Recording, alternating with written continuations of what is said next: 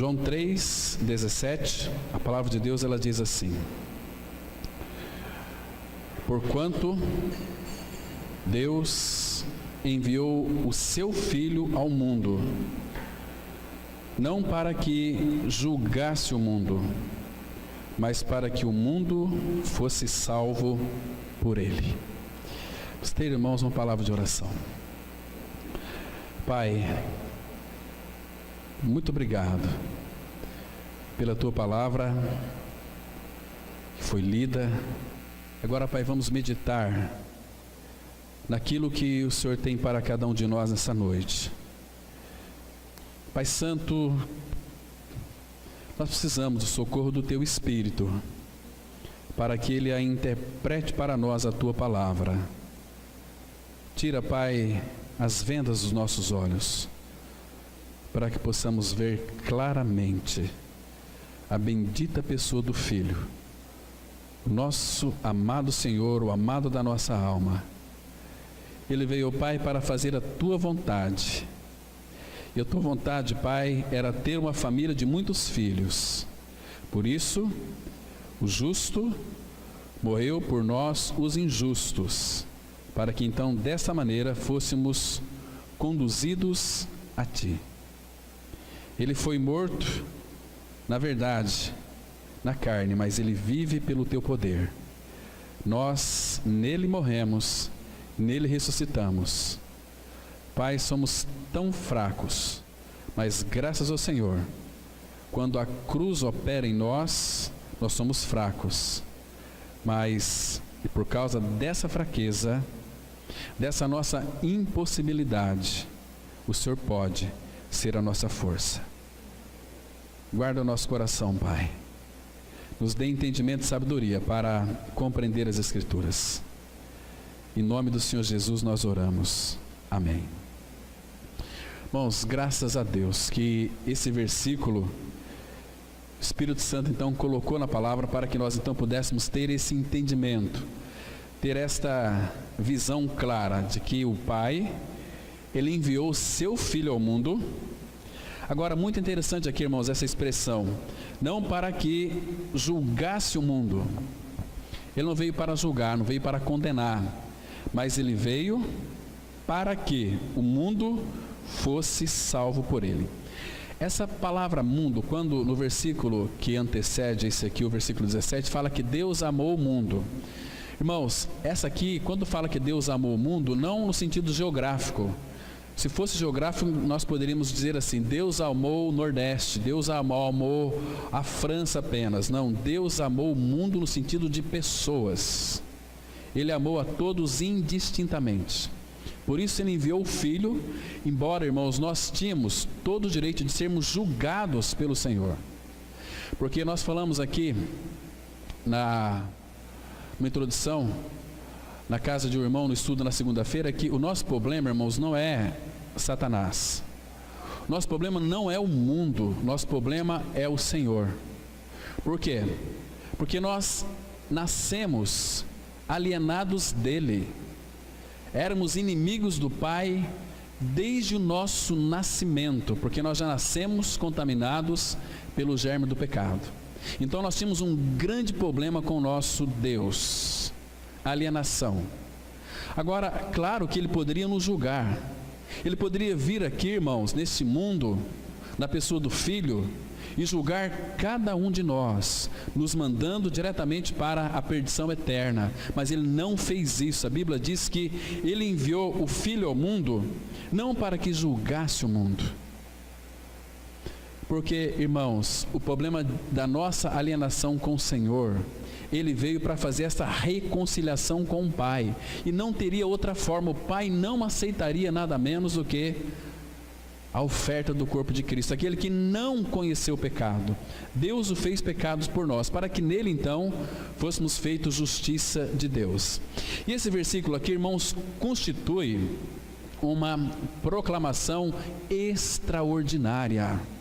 Esse versículo aqui deve alegrar o nosso coração, né?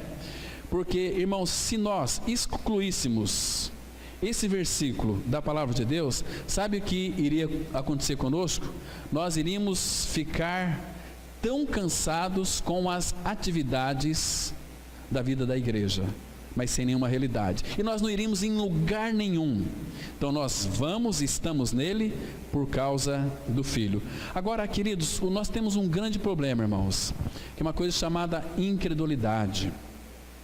Nós sabemos que a fé nos foi dada por Deus. Pela graça sois salvos mediante a fé. Isso não vem de vós, isso é dom de Deus. Então a fé é um dom que Deus nos deu para crermos nele. Agora, queridos, a grande dificuldade do povo de Deus em geral é que estão ficando analfabetos da Bíblia, analfabetos das Escrituras Sagradas.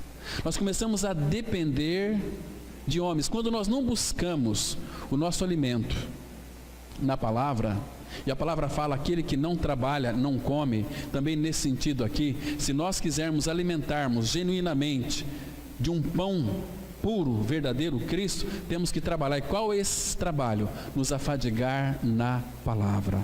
Buscar na palavra, irmãos, a nossa orientação, para nós nos orientarmos, a orientação do Espírito, os conselhos do Senhor, para que Ele então nos dirija. Vamos supor se a nossa comunidade aqui, ficaríamos sem reunião aqui nesse local durante 90 dias. Como que os irmãos iriam agir? Qual seria a nossa atitude? Bom, domingo e quarta-feira não vai ter mais estudos lá no templo. Puxa vida. Então agora a nossa vida espiritual vai murchar, vai se acabar, vai se enfraquecer. Se nós pensarmos assim, irmãos, nós não somos igreja. Muito pelo contrário, a igreja, ela independe das nossas reuniões aqui. A igreja, irmãos, ela precisa, como é um organismo vivo, aí sim que ela deve ter a sua funcionalidade, entende? Dia a dia, de casa no templo, de casa em casa, não cessavam de ensinar e de pregar Jesus, o Cristo. Então, não somente aqui nós nos reuniríamos, mas também nos lares. A igreja iria se congregar, irmãos. Como temos, irmãos, notícias de muitos irmãos no mundo onde é proibido a leitura da Bíblia, a pregação da palavra. Os irmãos, a igreja, ali o Pai tem seus remanescentes e eles então se congregam, se reúnem em porões, em cavernas, com luzes ali de velas, para ler as Escrituras, para aprender a Cristo. Irmãos, por que eles agem assim? Porque é um povo que crê na palavra de Deus. Nosso grande problema, irmãos, é a incredulidade. Eu acho que o mundo tem dado muitas lições para nós sobre aquilo que concerne a crer. Sabe por quê? São muitos exemplos, mas eu quero citar apenas um. Vocês se lembram, por exemplo, quando uma criança nasce lá na maternidade, então o médico já pega o carimbo ali, já carimba o pezinho daquele bebê, naquele papel, escreve aí o nome do pai, da mãe, o quilo que a criança nasceu e mais alguns detalhes, e assina, e aquele pai, aquela mãe pega ali aquele carimbo do pezinho do bebê e daqueles itens relacionados e vai para o cartório para registrar essa criança. Então, quando o cartorário ele pega aquele documento que foi ali escrito pelo médico, o cartorário, por crer naquilo que o médico fez, ele atesta e dá crédito e faz ali um documento.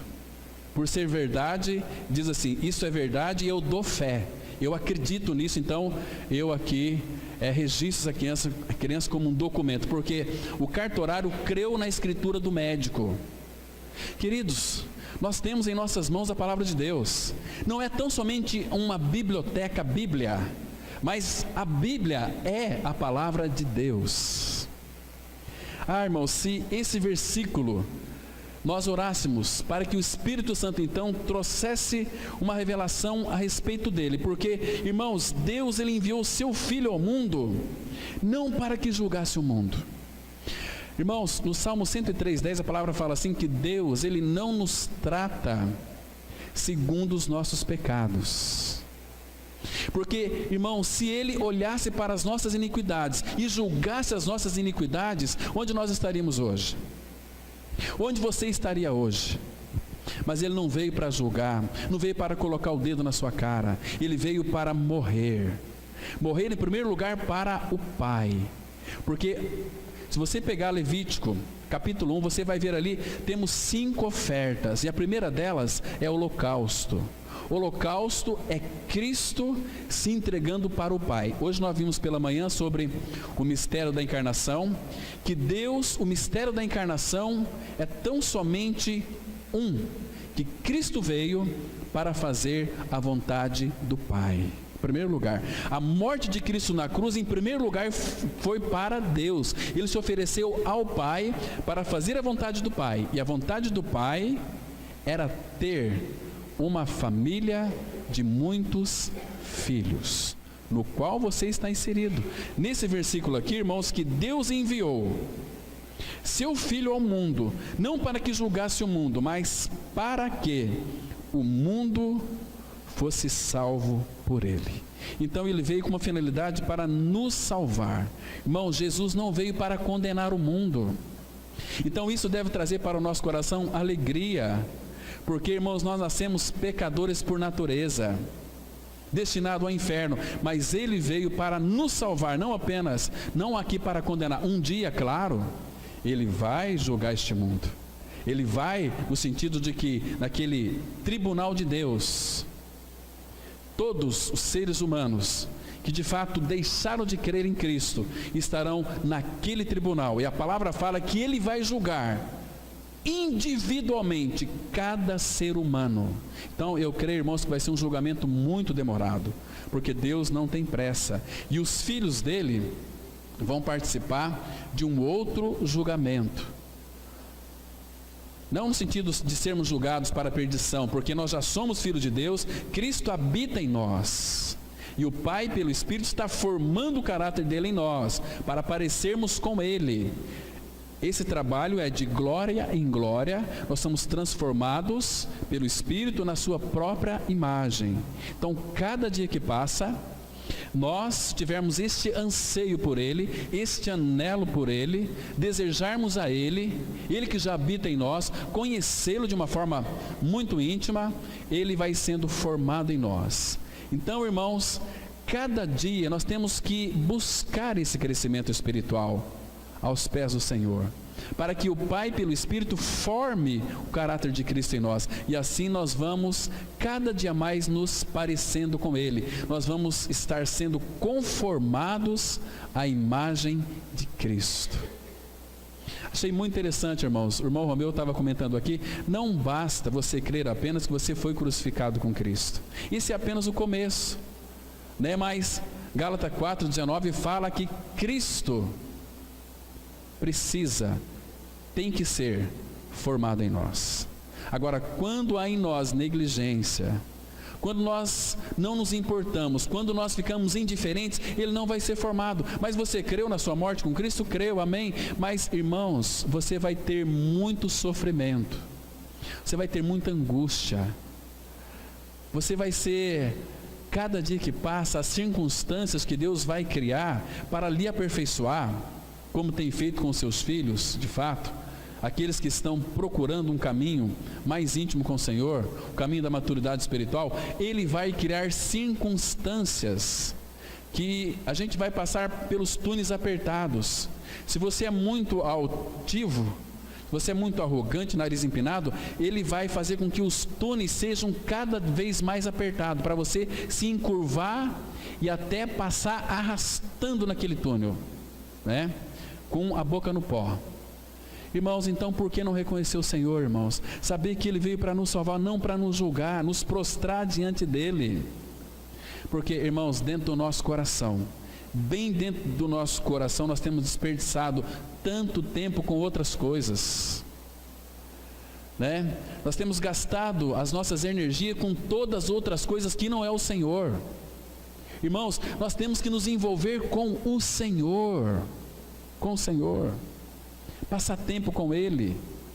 Nós temos um monte de conhecimentos na cabeça, mas temos pouca realidade, irmãos. essa realidade expressa. Por quê? Porque aquele que ama o Senhor deve amar o seu irmão também. E nós convivemos tão pouquinho, né? Nós somos tão indiferentes, irmãos. Assunto de Hebreus, aquelas 5 exortações.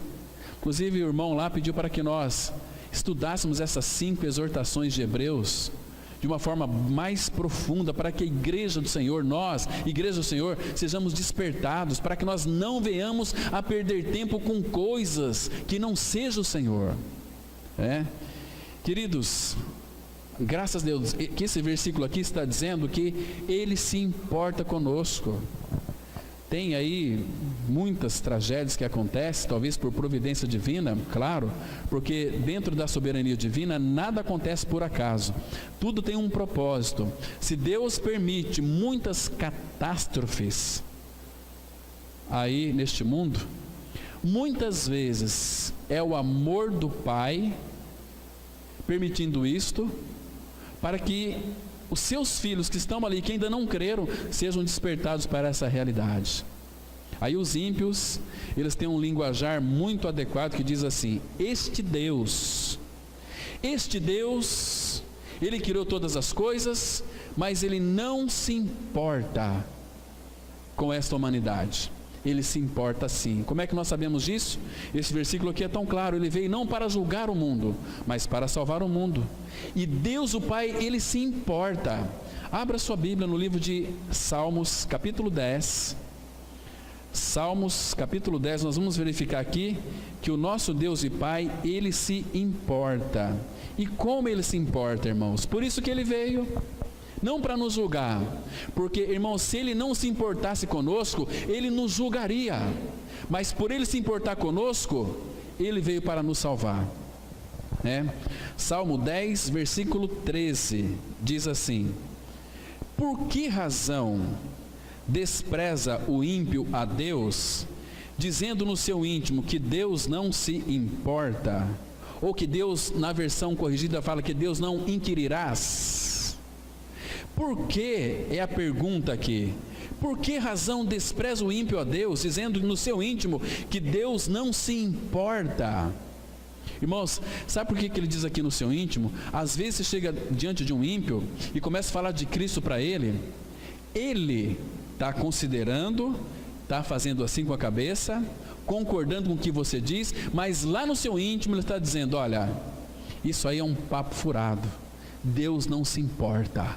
A Bíblia diz que Ele se importa. Olha o versículo 14: tu, porém, o tens visto, porque atentas aos trabalhos e à dor, para que os possas tomar em tuas mãos.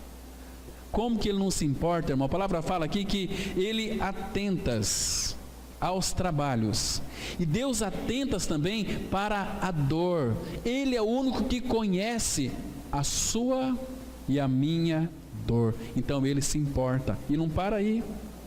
A ti se entrega o desamparado, tu tens sido o defensor do órfão. Irmãos, Ele se importa, porque se Ele não se importasse, Ele já teria nos julgado e mandaríamos para o inferno. Mas Ele veio não para julgar, mas Ele veio para salvar o mundo. Jesus Cristo, irmãos, Ele foi enviado para salvar a sua família, a minha família e as outras famílias também. Ele se importa. É nós que muitas vezes não nos importamos, não é assim? Mas Ele veio, irmãos. A palavra fala aí pertinho no livro do profeta Isaías, capítulo 52, versículo 10, olha o que o nosso Pai fez. Veja como que Ele se importa conosco, irmãos. Isaías 52, versículo 10. Que versículo lindo nós temos aqui, irmãos. Isaías 52, versículo 10. Olha o que a Bíblia diz. Isaías 52, 10, a palavra fala assim: o Senhor desnudou o seu santo braço à vista de todas as nações, e todos os confins da terra verão a salvação do nosso Deus. Você sabe o que significa desnudar o braço? É que Ele arregaçou as mangas. Então o Senhor, porque não tinha possibilidade de nós sermos salvos, Ele então arregaçou as mangas. Essa é a ideia aqui de desnudar o seu braço. Então Ele desnudou o seu braço, ou seja, irmãos, Ele mostrou o seu braço para nos salvar. E aonde foi que Ele demonstrou o seu braço? Quando Ele foi crucificado na cruz. Ali Ele abriu os braços. Queridos, e como nosso Senhor Jesus Cristo sofreu naquela cruz. Porque, irmãos, nós vimos hoje pela manhã que naquela cruz, quando Jesus disse: Deus meu, por que me desamparaste? E muitos falam que Deus não abandonou o seu filho. E de fato Deus não abandonou, porque o seu filho, João 1,18, é aquele que está no seio do Pai. Jesus nunca saiu do seio do Pai. Então quem foi que Ele abandonou lá na cruz? Foi Jesus, o Filho do homem, não o Filho de Deus. Cristo estava com o Pai, Ele é um com o Pai, inseparável com o Pai, estava com o Pai, no seio do Pai. Mas aquele que foi gerado no ventre de Maria é que foi para a cruz. E ele disse que ele pisou aquele lagar sozinho. Então o Pai o espremeu ali na cruz. O Pai moeu o Filho. Você acha que Ele não se importa com você, meu irmão? Você acha que Ele não se importa? Se Ele não se importasse, Ele jamais teria desnudado o seu santo braço à vista de todas as nações. Sabe o que isso aqui significa? Que lá na cruz Ele triunfou publicamente principados, potestades, e os expôs ao desprezo, triunfando deles na cruz. Então Ele desnudou o seu braço à vista de todas as nações. Todas as nações. Então aqueles ali, aquela nação que Ele usou para que contemplasse o Filho crucificado, também são os nossos representantes. Jesus morreu não ocultamente, mas publicamente, porque Ele havia desnudado o seu santo braço à vista de todas as nações, e todos os confins da terra verão a salvação do nosso Deus. E por quê? Sabe por quê, irmãos? Porque este evangelho do reino seria pregado nos 4 cantos da terra, como tem sido pregado. E quando os 4 cantos da terra tiver ouvido a palavra, irmãos, nós sabemos que Ele vai voltar. Nós sabemos também, irmãos, que a nossa geração e a geração do último mover do amor do Pai para com a sua igreja. Deus então está separando os seus. Interessante, irmãos, você nunca parou para pensar por que está havendo nesses últimos dias tanta apostasia? Sabe por quê? Porque a apostasia, Deus já havia determinado isso, porque chegaria um tempo que o povo, que se denomina um povo de Deus, não queria mais o Senhor. Mas os filhos de Deus em Cristo Jesus, que nasceram de novo, que morreram e ressuscitaram, iriam crer, irmãos, e chegaria um tempo que isso iria se acabar. Então, o povo está se afastando de Deus. Hoje em dia, você pergunta para qualquer jovem, para qualquer família, vai pregar o Evangelho, não querem saber. Ele tem seus atrativos, seus atavios, ele tem as suas maneiras de agir e de ser. Se esqueceram do Senhor, então o Senhor agora pode voltar, porque ninguém mais o deseja, ninguém mais o quer. Vocês entendem, irmãos, que os últimos dias está acontecendo exatamente isso? Que privilégio para nós, porque talvez muitos dos que estão aqui nem vai provar a morte, porque Ele está voltando. Ele está às portas, irmãos, e aqueles que de fato não ganharam uma experiência real com Cristo, irão perecer eternamente.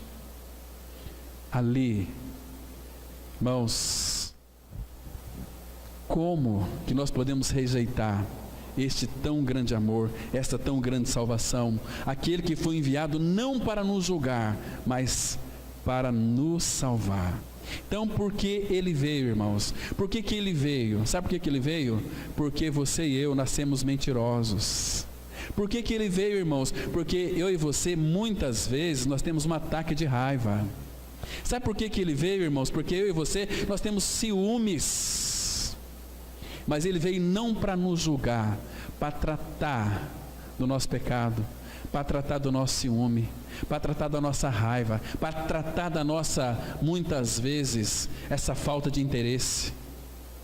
Porque, irmãos, nós temos uma tendência muito grande de julgar os irmãos e apontar erros nos irmãos. Sabe por que nós fazemos isso? Porque nós não amamos os irmãos. Quando nós amamos, irmãos, nós não conseguimos ver erros nos nossos irmãos, porque o amor cobre multidão de pecados. Quando você não ama, você vai ser um crítico, você vai gemer, você vai ficar angustiado, você vai criticar, você vai apontar. Mas Jesus não veio para nos julgar, Ele veio para salvar. Não dá de dedo na cara de ninguém, né? Queridos, como é precioso o nosso Senhor.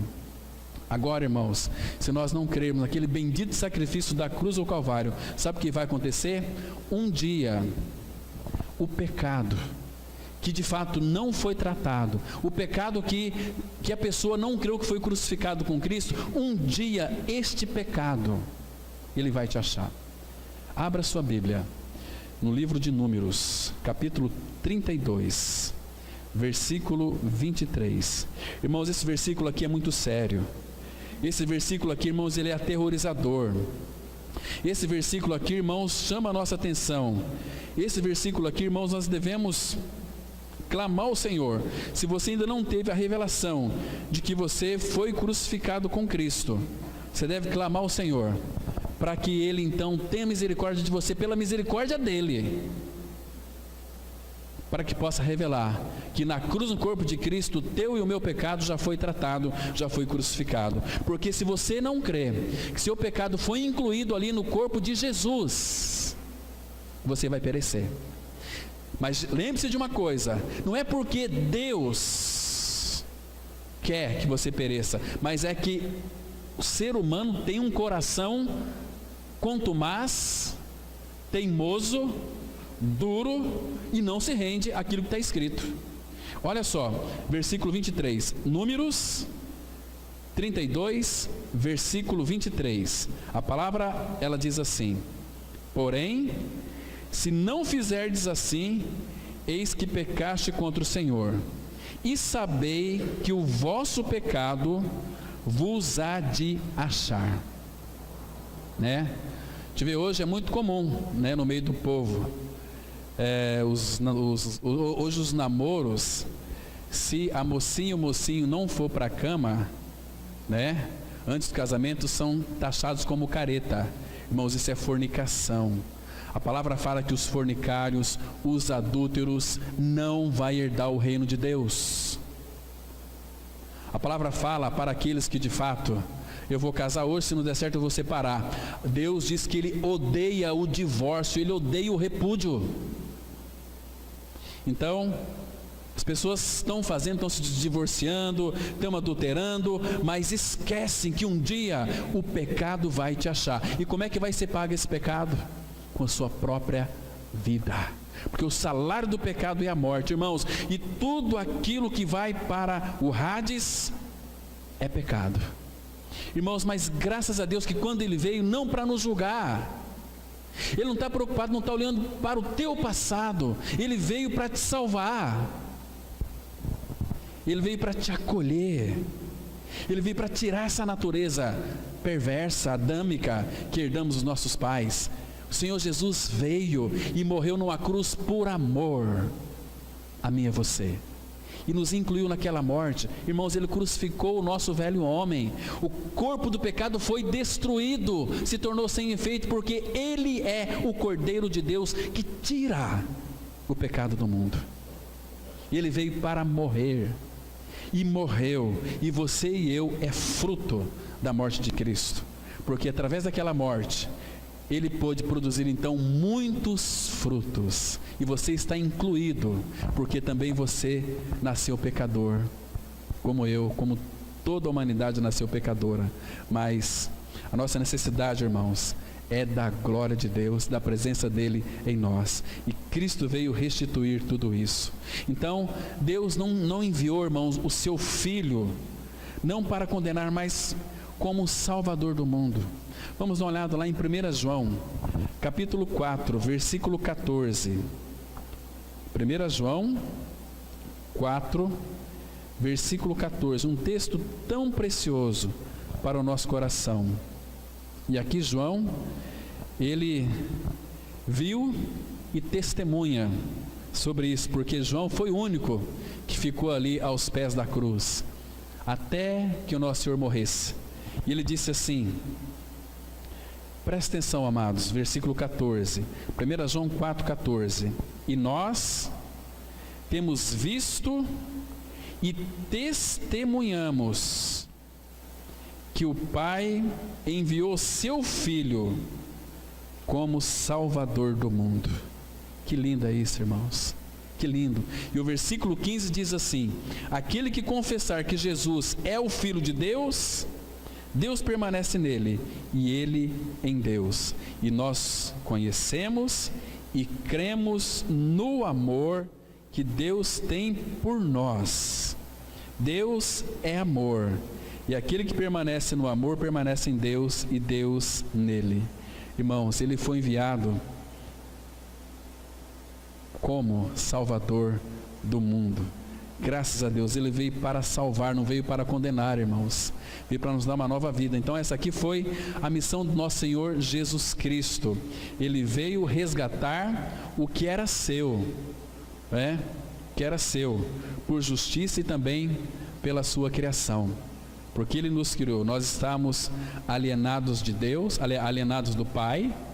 Interessante que quando o pecado entrou no mundo através de Adão, a primeira reação que o Pai teve, ali no Jardim do Éden, embora naquele momento nós não vemos uma atitude de Deus de indignação, porque se vocês analisarem, eu estava pensando hoje à tarde, estava estudando, pensando numa coisa muito interessante, que Deus, ele não tem comunhão com o pecado, mas quando Adão pecou, o nosso pai, ele ficou muito indignado.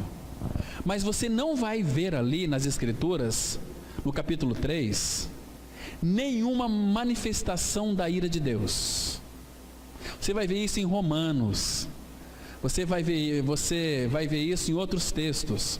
Assim como o Senhor Jesus também sabia que Judas era o traidor, mas em nenhum momento você vai ver o Senhor Jesus indignado e contando para os seus discípulos, olha aqui, Judas, esse é o traidor, ele é ladrão.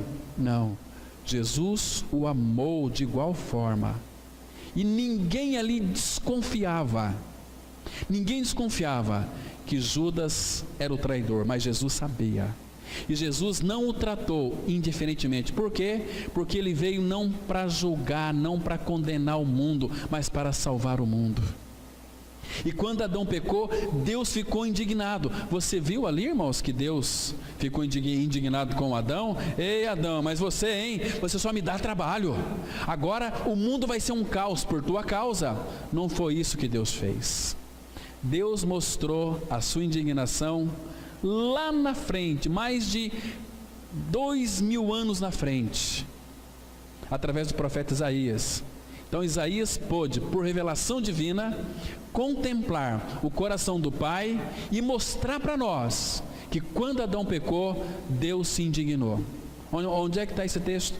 Abra sua Bíblia no livro do profeta Isaías, capítulo 54, a partir do versículo 5. Vamos ler a partir do versículo 5. Isaías 54, versículo 5. A palavra, ela diz assim, olha, Isaías 54, verso 5.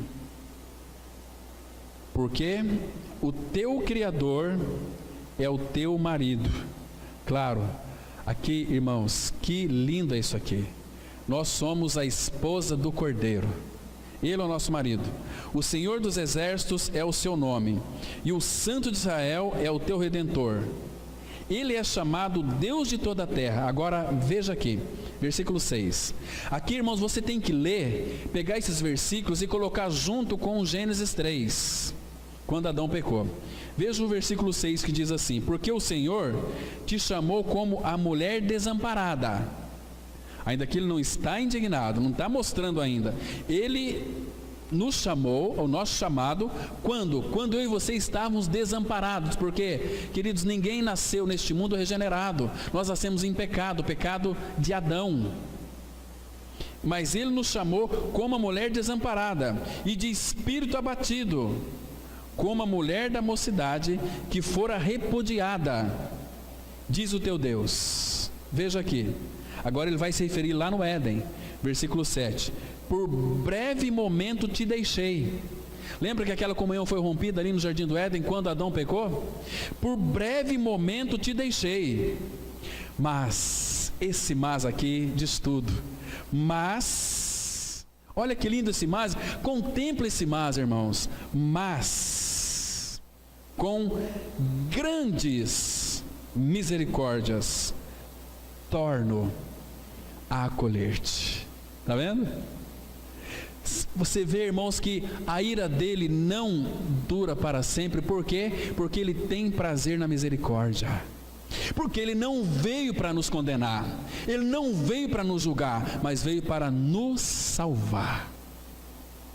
Mas com grande, olha o tamanho aqui, irmãos, com grande misericórdia torno a acolher-te.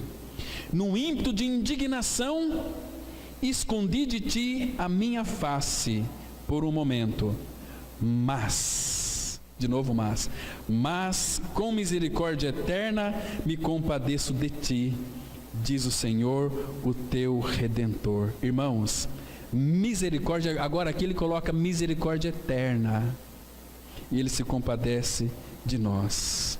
Que grande mas é isso aqui. Abra aí em Isaías, capítulo 60, versículo 10. Isaías 60, verso 10. A palavra diz assim, olha: estrangeiros edificarão os teus muros, e os teus reis te servirão, porque no meu furor te castiguei, mas na minha graça tive misericórdia de ti. Olha o versículo 15, irmãos, aí desse mesmo capítulo.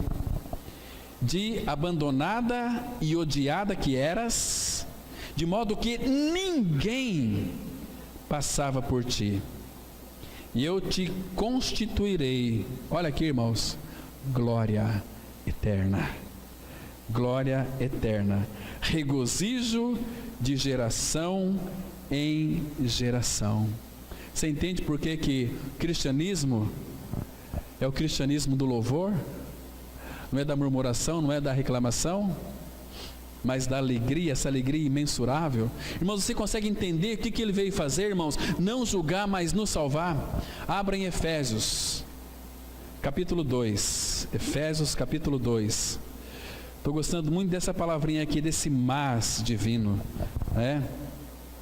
Veja aqui a tua condição e a minha condição em Adão. A palavra fala aqui no versículo 2. No versículo, vamos ler Efésios 2, acompanha comigo. Ele vos deu vida, que é graça, estando vós mortos nos vossos delitos e pecados. Então, se ele nos deu vida, nós não tínhamos uma vida eterna antes dele nos dar a vida do Filho, porque ele é a vida, Cristo é o caminho, a verdade e a vida, ninguém vê ao Pai senão por ele. Então, ele vos deu vida, estando vós mortos nos vossos delitos e pecados, nos quais andastes outrora, segundo o curso deste mundo, segundo o príncipe da potestade do ar, do espírito que agora atua nos filhos da desobediência, entre os quais também todos nós andamos. Graças a Deus que nós andamos, não andamos mais, outrora, segundo as inclinações da nossa carne, fazendo a vontade da carne e dos pensamentos, e éramos por natureza filhos da ira, como também os demais. Estávamos perdidos. Mas veja aqui, irmãos, versículo 4: mas Deus, sendo rico em misericórdia, teve uma causa aqui, por causa do grande amor com que nos amou. 1 João 5,1, a palavra fala assim: vede que grande amor nos tem concedido o Pai, a ponto de sermos chamados filhos de Deus, e de fato somos filhos de Deus. Você é um homem ou mulher eterno, se creu, filho de Deus. Que privilégio é o nosso, né? E estando nós mortos em nossos delitos, nos deu vida juntamente com Cristo, pela graça sois salvos, e juntamente com Ele, nos ressuscitou e nos fez assentar nos lugares celestiais em Cristo Jesus. Essa aqui, irmãos, é a minha e a sua condição. Então, irmãos, nós não podemos passar rápido sobre aquilo que Cristo veio fazer. Ele não veio para condenar. Pense nisso. Pense nas suas misérias. Pense nos seus pecados de outrora, que Ele não veio para te julgar, Ele veio para te salvar. Esse Jesus é tão precioso.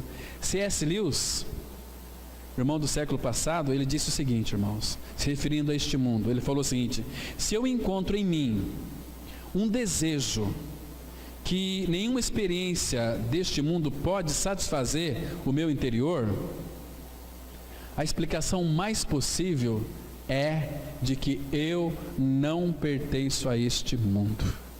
Lindo é isso, né?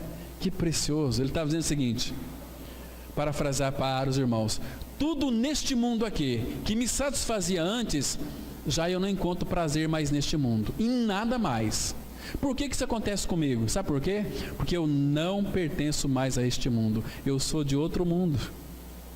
Sou de outro mundo, regiões celestiais. Amados, nós não somos mais deste mundo. Lembra que está escrito lá em João 15, versículo 19? Abra lá as escrituras. João 15, versículo 19. Irmãos, que texto precioso. Jesus Cristo é muito ousado. Ele veio para nos salvar e também já fala aqui algo muito interessante a meu e a teu respeito.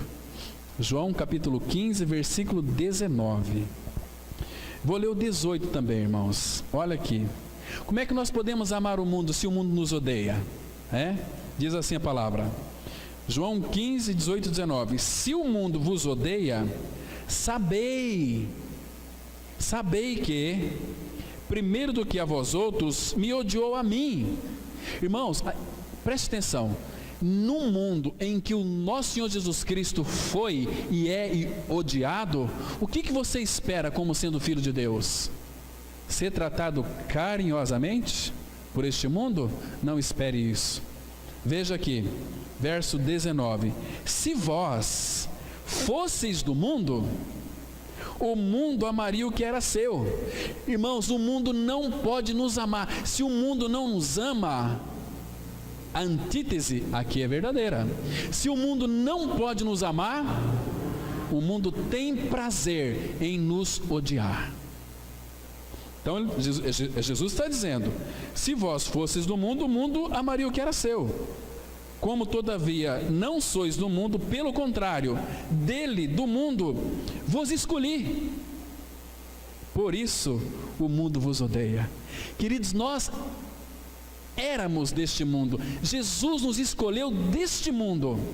Claro que o mundo vai nos odiar, porque agora nós vivemos um viver celestial na terra. O povo olha para nós e fala assim: esse povinho aí, esse povo são os especiais, eu quero distância deles. Não é assim? Queridos, se eles pudessem compreender que Jesus não veio para condená-los e nem julgá-los, veio para salvar, eles iriam entrar nesse descanso tão precioso aqui. Então, irmãos, Ele veio para nos salvar deste mundo. Queridos, este mundo tem muito para oferecer para qualquer pessoa. São tantos prazeres, né? Olha, a gente vê assim, né, alguns amigos, eu tenho muitos amigos que são ricos, pobres, e fala assim pra gente: sabe, eu agora vou comprar uma lancha, né? Sempre eu sonhei, agora tenho o meu prazer. Tudo isso é transitório. Transitório. Irmãos, você tem que entender uma coisa. Coloca uma coisa na sua cabeça. Nós não podemos, como disse o Abuchain uma vez, não podemos ter cabeça de minhoca não, irmãos. Temos que pensar que neste mundo todos os prazeres são transitórios. Neste mundo você precisa aceitar aquele convite, negar a si mesmo e tomar a cruz. E o caminho da cruz é um caminho de aperfeiçoamento, para não falar sofrimento. Lembra de Moisés?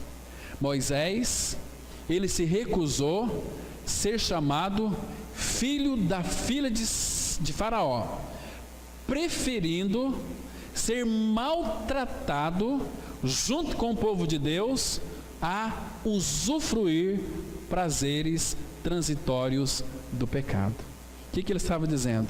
Olha, estar no Egito é muito bom, é muito gostoso. Eu tenho ali as escravas que lavam minhas costas, que tem relação sexual comigo a hora que eu quiser. Qualquer uma do reino lá eu posso ter relação sexual, mas ele não quis isso. Ele preferiu ser maltratado junto com o povo de Deus. Isso aqui indica que neste mundo nós vamos ser maltratados. Não espera, irmãos, você ser tratado com carinho por este mundo, que você não vai.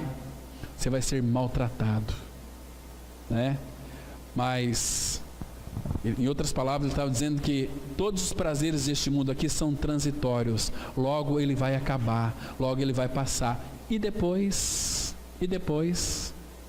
eu fico assim pensando, quando muitos, né, sem Cristo, se apresentar diante do Pai para serem julgados pelo justo juiz.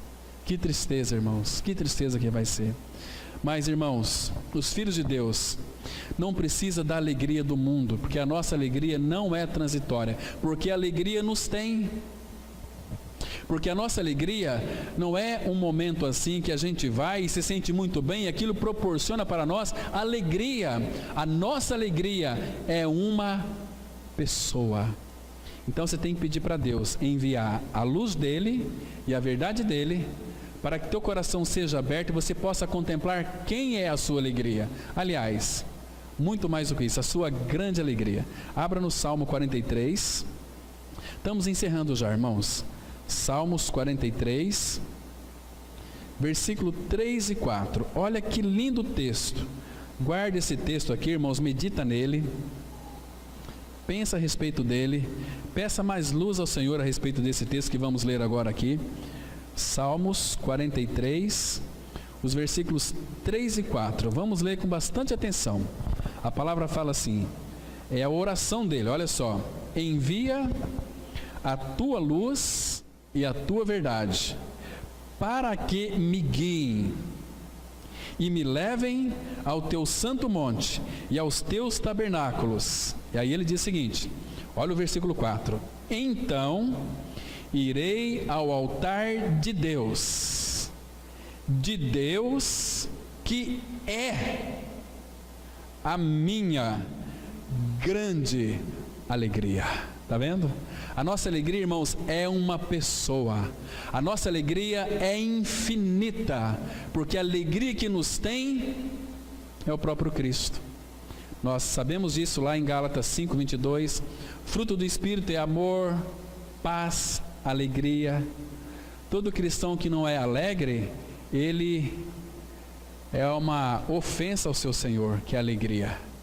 Aqueles crentes cara azeda, aqueles crentes cara amarrada, Deus me livre. Cadê Cristo? Cadê a alegria? Aquele rosto trancado, rústico, cadê Cristo?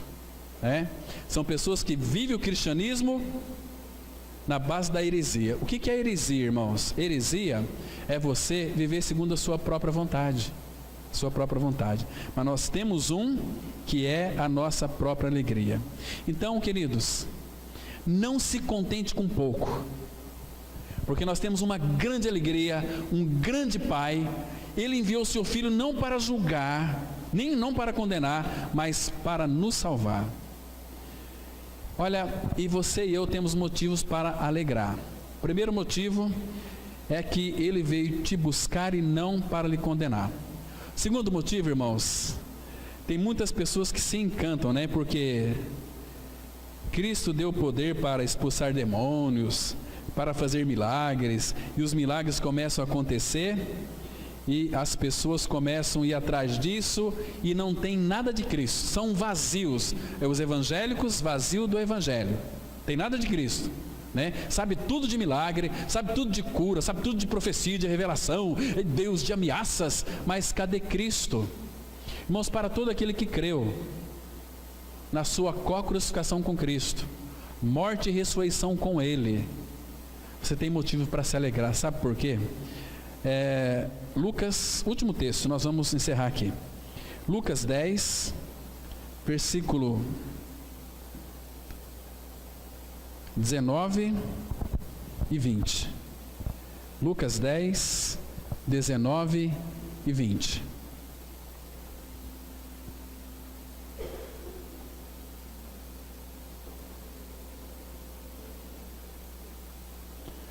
A Bíblia diz assim, Lucas 10, 19 e 20. Não se encante com esse versículo 19 não, viu, irmãos? Diz assim: eis aí vos dei autoridade para pisar de serpentes e escorpiões e sobre todo o poder do inimigo, e nada, absolutamente, vos causará dano.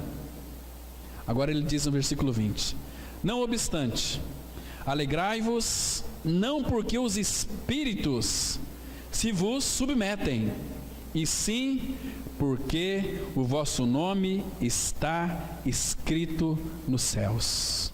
Esse é o motivo da sua alegria e da minha alegria. E aí, irmãos, isso aqui precisa de revelação. Por isso que Jesus, ele exultou no versículo 21. Naquela hora, exultou Jesus no Espírito Santo e exclamou: graças te dou, ó Pai, Senhor do céu e da terra, porque ocultaste estas coisas aos sábios e instruídos, e as revelaste aos pequeninos. Sim, ó Pai, porque assim foi do teu agrado. Está vendo, irmãos? Nós temos que tomar muito cuidado com o intelectualismo. Conhecer Deus pela teologia sistemática. Nós podemos não conhecê-lo de uma forma revelação. Então, ele veio não para condenar o mundo, não para julgar o mundo, ele veio para salvar o mundo, salvar eu e você de nós mesmos, da nossa natureza perversa e pecaminosa. Amém? Vamos orar. Pai, mais uma vez, te agradecemos pelo tempo que passamos aqui lendo a tua palavra. Continue, Pai, falando conosco como o Senhor tem falado. Pai, nos dando direcionamento, visão espiritual, para seguirmos firmes no caminho da cruz, para que então o teu amado Filho Jesus, ó Pai, seja engrandecido em nossas vidas, quer pela vida e também pela morte. Pai Santo, obrigado porque Ele veio, mesmo sendo nós pecadores por natureza, Ele não nos condenou, mas Ele nos regenerou, nos deu uma vida nova, uma vida reta, uma vida santa. Muito obrigado, meu Pai, porque acima de tudo o Senhor tem nos dado um coração agradecido. É no nome de Jesus que nós oramos. Amém.